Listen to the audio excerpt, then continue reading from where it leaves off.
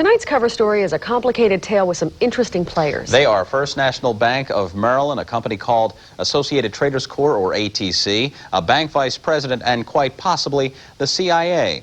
Robert Maxwell was a vice president for First National Bank 10 years ago when he questioned what he believed were suspicious overseas money transfers for ATC.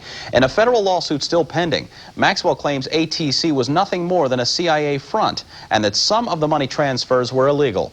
News at 10's Doug Wilson reports tonight on the Robert Maxwell story, from banker to bartender. The transition from banker to bartender has left Robert Maxwell a bitter man. And now, as far as a career, I have no career. Basically, my wife and I and family are counting pennies right now. Maxwell works as a bartender here just to make ends meet. His life has been in a shambles ever since he went to work for First National Bank of Maryland about 8 years ago. That's when he became involved with the Associated Traders Corp, a reputed CIA front company. His life has been in turmoil ever since. In his lawsuit against the bank, Maxwell seeks at least $4 million in compensation for injuries he received from being pressured to leave his job. The suit also names Associated Traders Corp, the CIA, FBI, and Justice Department as defendants, and claims Maxwell's civil rights were violated. I think what's happened to him is he's become very frustrated and angry that, you know, the American government, which is supposed to stand for certain rights of individuals, has essentially destroyed his career and his life. First National Bank of Maryland hired Maxwell as an international banking executive in 1983. Maxwell came to the bank with years of experience, and according to the suit, he believed it was illegal to process major arms purchases without prior written governmental approval. Once on board, Maxwell was asked to work on the Associated Traders account, at which point Maxwell claims he was told ATC was in fact a front company for the Central Intelligence Agency. ATC was allegedly a middleman in arms deals, obtaining weapons and transferring millions of dollars through First National Bank of Maryland. ATC, no longer in business, used to operate out of this Park Avenue building. Former CIA Director Stansfield Turner is unfamiliar with the Maxwell case, but does know how useful a CIA front can be. Well, there are some situations in which the CIA needs to have access to financial resources, that is, ways of paying people in foreign countries and unusual circumstances, for instance. Maxwell agreed to work on the ATC account as long as the work was properly documented. He even completed a CIA clearance form at the request of First National Bank. Sometime after that, Maxwell's troubles started. Among other things, Maxwell was personally ordered to make a $2.2 million payment out of an ATC account for 60,000 rifles from India without a second person signing the document, an unusual procedure. In addition, Maxwell claims he was instructed at the time to transfer more than $5 million from the ATC First National Bank account to Panama and then to Switzerland without putting ATC's name on the account. Also highly unusual. Rather than have Associated Traders and their address, they had Associated Traders care of Robert Maxwell, which would appear to anyone as if I worked for that company. Maxwell was worried if deemed illegal, the paper trail would lead to him.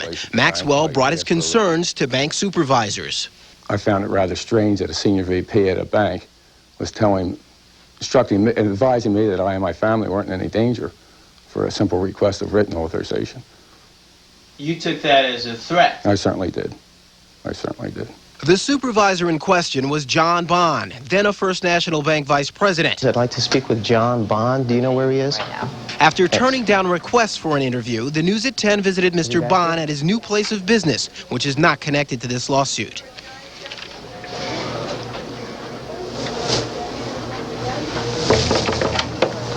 Hi, I'm Doug Wilson from Channel 45 News. Mr. Bond, I'd like to ask you a couple of questions about Robert Maxwell.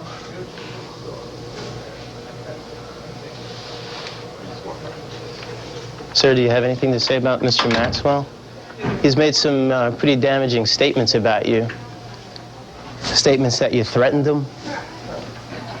Do you have anything to say about that at all? John Bond's attorney says his client has done nothing illegal and that Maxwell's case is unbelievable.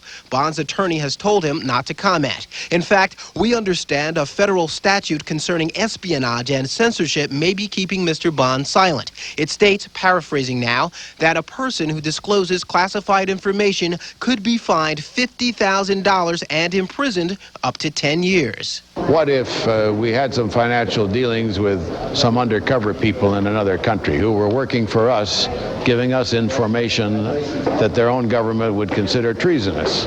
Well, if we, in our court system here, disclose the identity of those people over there, they may lose their lives. So you have to be cautious. In the latest court action, a magistrate has decided to accept the U.S. government's claim of state secrets by noting that her private review of CIA affidavits did not support Maxwell's claim of illegal activity. The evidence the government used to win the state secrets claim was in fact sealed, so no party has access. Maxwell claims he needs the information to prove his case. That information is now sealed under the government's assertion of national security. The United States government is elevating the convenience of one of its agencies and its preference for doing business in the way that it does over the basic rights of a United States citizen. If this judge should accept the state secrets regarding civilian cases, any civilian, that leaves the road open, the avenue open for the CIA to basically do anything they'd like to do. If they want to have a hitman kill somebody in this country, they can go ahead and do so and claim state secrets and walk away. They could perform any injustice that they wish. Maxwell's appeal on the court decision on state secrets is pending in U.S. District Court in Maryland. For now, Maxwell tends bar near his hometown of Shrewsbury, Pennsylvania. Doug Wilson, Fox 45, News at 10. In 1985, Maxwell left First National Bank for another banking job, but soon suffered a nervous breakdown. When we contacted First National Bank, a spokesman said it's a simple lawsuit by a disgruntled former worker, and the case has no merit. So far, no comment from the CIA.